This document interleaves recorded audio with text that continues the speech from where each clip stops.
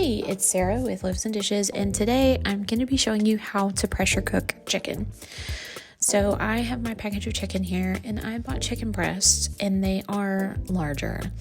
So what I'm going to do is I'm going to butterfly them. I'm just going to cut them in half, kind of like a hot dog, but I'm going to cut all the way through, like a hot dog bun.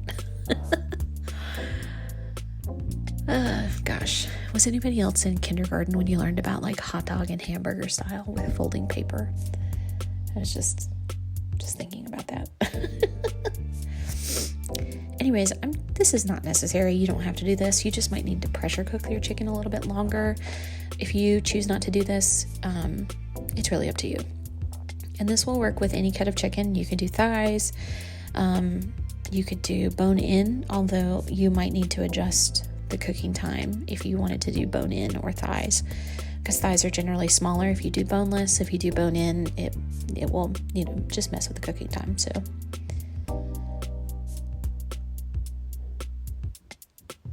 also, you want to make sure that your knife is very sharp when you're doing this, so that it doesn't slip. And then you're going to add at least 3/4 of a cup of broth or water.